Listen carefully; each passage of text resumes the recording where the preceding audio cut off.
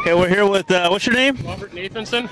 Okay, tell us what happened to your car today. What's going on with you? Well, as we were getting towards the top end of the track, the bottom pulley came off for the blower, and so we basically lost the blower belt and the blower drive and pushed the fan up through the radiator. So we did win the round because the other guy broke out. So we tried to make it to the next round. We pulled everything off we could pull off, and buttoned up the cooling system and brought it up to the staging lanes. Even fired it up to make sure it would start.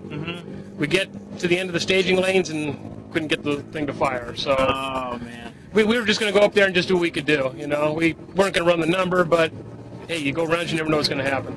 Yeah, when you're in a point system, you want to make every round and see if the other guy might break. That way you'll get the points for that round. So you do your best, and you we'll try and see if we can't fix it good enough to run tomorrow and try again. You tell me who your sponsors are. My main sponsor is Extreme Automotive in Corona, California, and also sponsored by Sports Facilities Group in Riverside, California. Okay, thank you. Now, what's this car running the quarter mile? We've had it down to 902, but we're still trying to figure out how to drive it. It should run in the mid-8s at about 160 miles an hour. Okay, we're here with Robert's crew chief, and he's going to tell us a little bit more about the car that Robert drives. This is a 23T altered, originally built in the mid-60s, and driven with a various combination of engines and transmissions.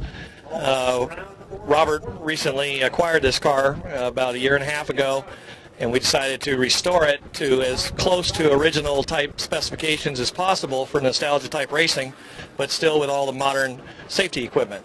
And that's what you see now with this car, the way it's set up now, with a big block Chevrolet, 461 cubic inches, with a blower, dual carburetors, but running the original short wheelbase chassis, the original rear end design, the original transmission design in the car, but just again, like I said, with the safety updates. And the NHRA is pretty strict on those things, aren't they? Extremely so.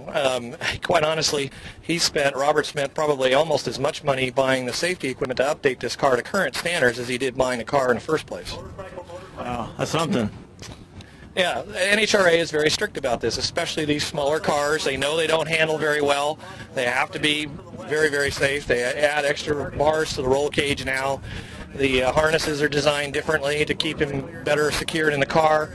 We have to have a trans blanket. We have to have a diaper on the motor. We have to have blower restraints. There's a lot of equipment that's always checked every time we take this to a track because this is such a unique car. They look at this pretty closely at tech.